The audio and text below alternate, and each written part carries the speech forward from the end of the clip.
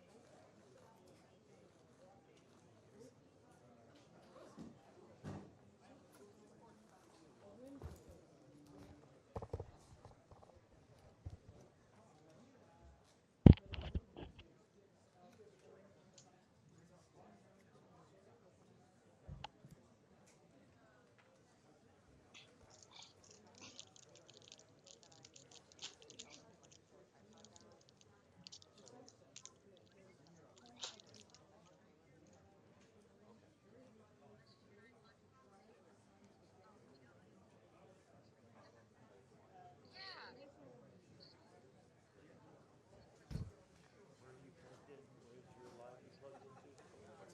Where's your Right here. yeah, yeah. Yeah.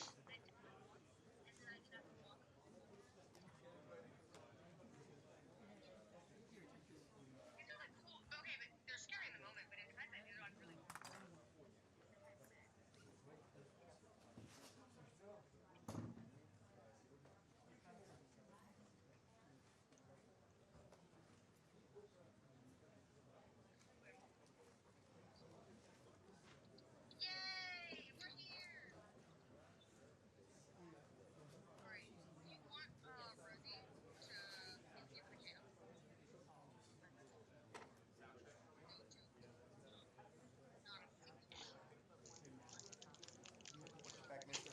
Sir. Huh?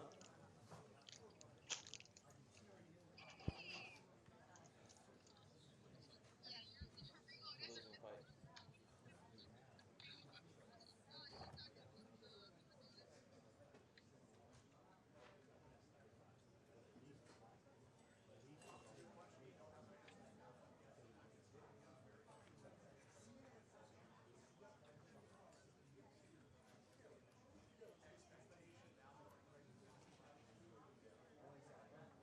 Robert, over here. Mark, how do you Bluetooth into the mixer? Adapter 3? Yeah, yeah. They're very good. It's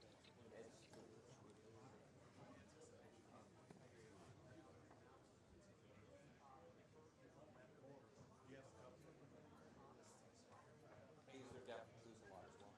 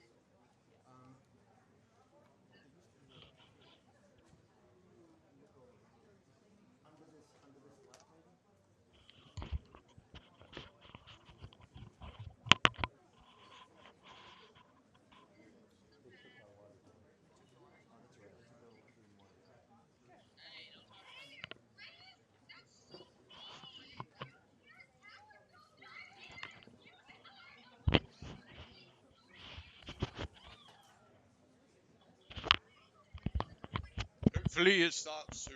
The talk between Vladimir Putin of Russia and Donald Trump of the United States of America. Whatever the hell that's gonna be. I don't know.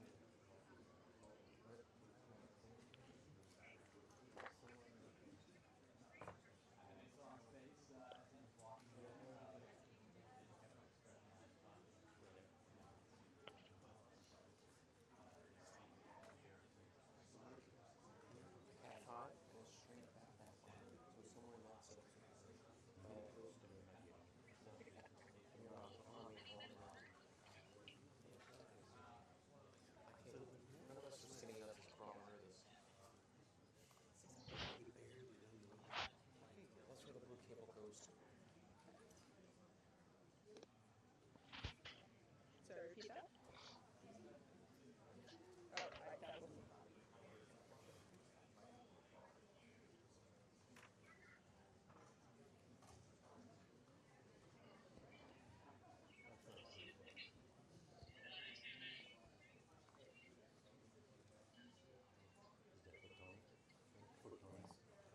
Okay, off then.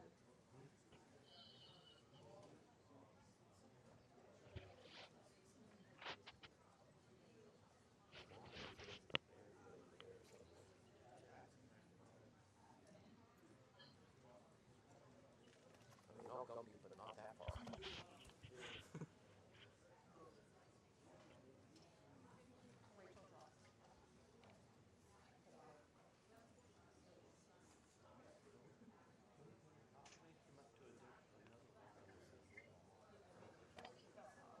Rachel Ross. Yeah, the other Wi-Fi is totally dead. He's at work.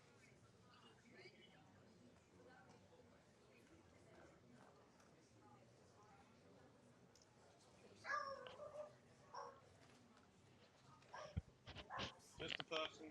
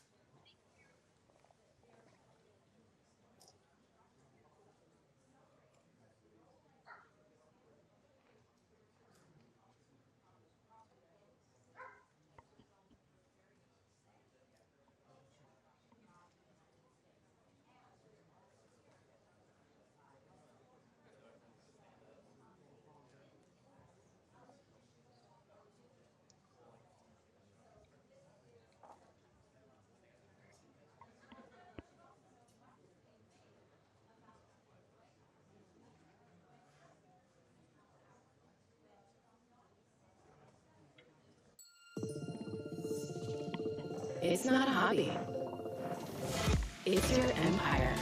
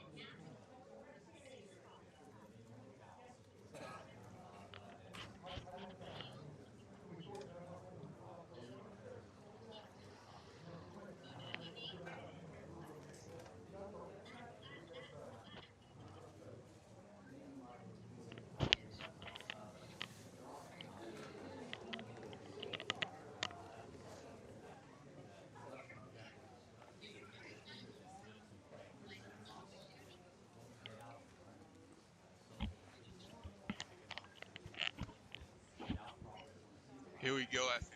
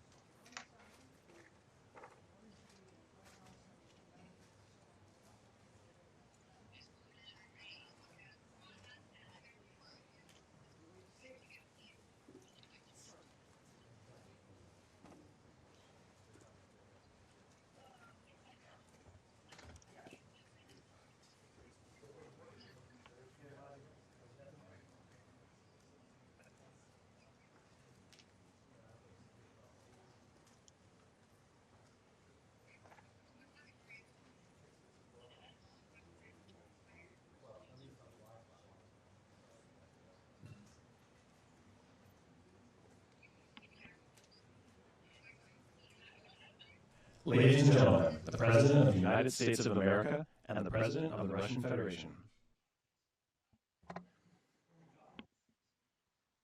Here we go.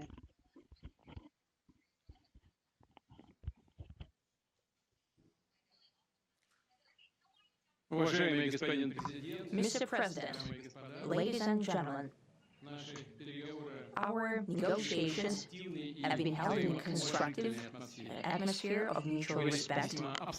We had very thorough negotiations which were quite useful. I would like to thank once again my American counterpart for the proposal to travel out here to Alaska.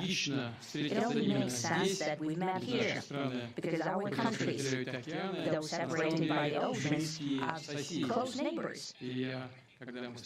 So when we met, when I came out of the plane and I said, "Good afternoon, dear neighbor.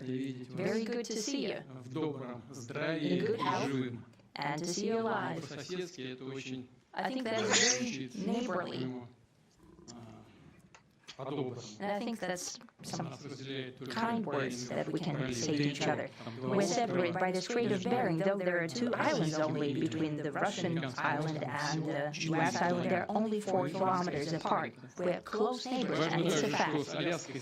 It's also important that Alaska has to do with our common heritage, common history between Russia and the U.S., and many positive events have to do with that territory. Still, there is tremendous cultural heritage back from Russian America. For example, Orthodox churches and a lot of more than 700 geographical names of Russian origin. During the Second World War, it was here in Alaska that was the origin of the legendary air bridge for the supply of military aircraft and other equipment under the Lend-Lease program.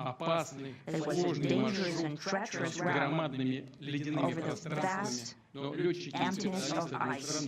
However, the pilots of both countries did everything to bring closer the victory. They risked their lives and they gave it all for the common victory. I was just in the city of Magadan in Russia, and there was a memorial there dedicated to the Russian and the U.S. pilots. And there are 2 flags, the U.S. flag and the Russian flag. And I know that here as well, there was such a memorial. There is a military burial place several kilometers away from here. Soviet pilots that buried there who died during that dangerous mission. We're thankful to the citizens and the government of the U.S. for carefully taking care of their memory. I think that's very worthy and noble. We'll always remember other historical examples when our countries defeated common enemies together in the spirit of battle camaraderie and allyship that supported each other, facilitated each other. I'm sure that this heritage will help us rebuild and foster mutually beneficial and equal ties at this new stage, even during the hardest conditions. Please know that there have been no summits between Russia and the U.S. for 4 years, and that's a long time. This time was very hard for bilateral relations, and let's be frank, they've fallen to the lowest point since the Cold War. I think that's not benefiting our countries and the world as a whole. It's apparent Sooner or later, we have to amend the situation to move on from the confrontation to dialogue. And in this case, a personal meeting between the heads of state has been long overdue, naturally, under the condition of serious and painstaking work. And this work has been done in general. Me and President Trump have very good direct contact. We've spoken multiple times. We spoke frankly on the phone. And special envoy of the president, Mr. Rubio, traveled out to Russia several times. Our advisors and heads of foreign ministries kept in touch all the time. And we know fully well that one of the central issues was the situation around Ukraine. We see the strive of the administration and President Trump personally to help facilitate the resolution of the Ukrainian conflict. And he strived to get to the crux of the matter to understand its history, its precious. As I said, the situation in Ukraine has to do with the fundamental threats to our security. Moreover, we will always consider the Ukrainian nation, as I said multiple times, a brotherly nation, however strange it may sound in these conditions. We have the same roots, and everything that's happening is a tragedy for us, and terrible wound. Therefore, the country is sincerely interested in putting an end to it. At the same time, we're convinced that in order to make the settlement lasting and long-term, we need to eliminate all the primary roots, the primary causes of that conflict. We just said it multiple times, to consider all legitimate concerns of Russia and to reinstate a just balance of security in Europe and in the world on the whole. And I agree with President Trump, as he said today, that naturally the security of Ukraine should be ensured as well.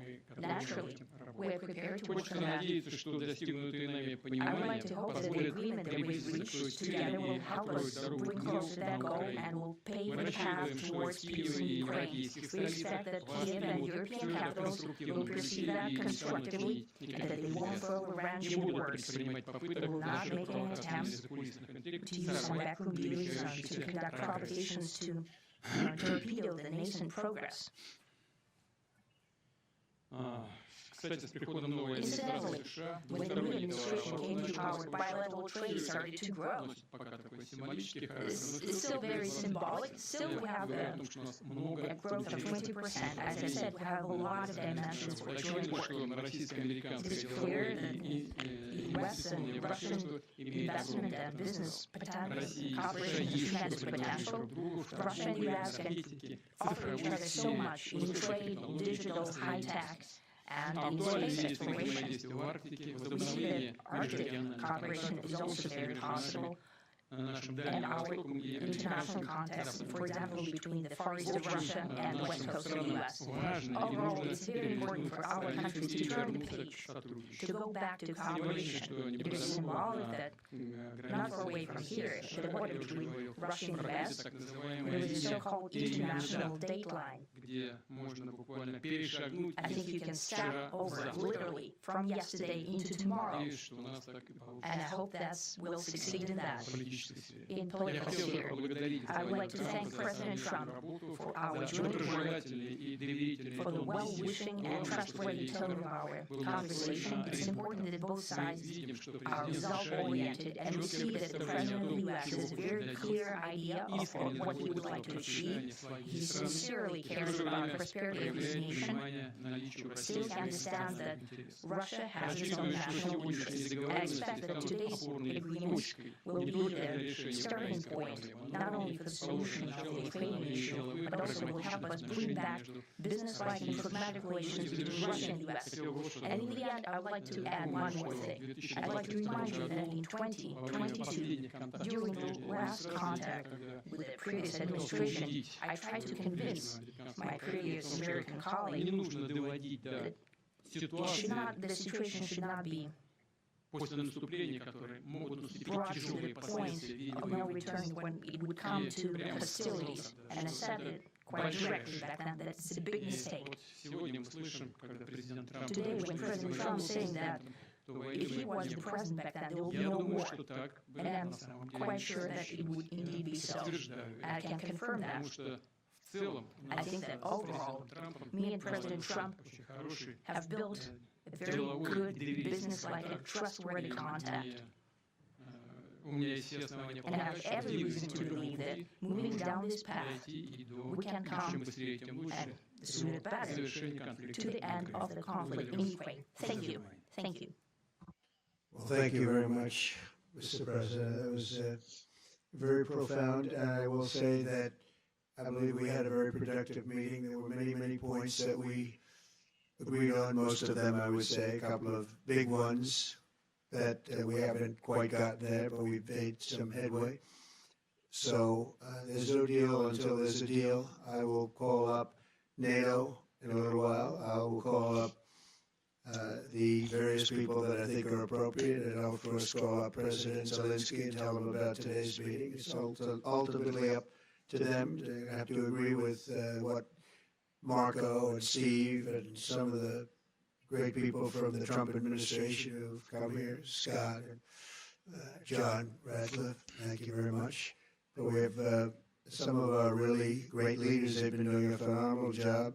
We also have some tremendous Russian business representatives here, and I think everybody wants to deal with us. We've become the hottest country anywhere in the world in a very short period of time, and we look forward to that. We look forward to dealing. We're going to try and get this over with. We really made some great progress today. I've always had a fantastic relationship with President Putin, with Vladimir. We had many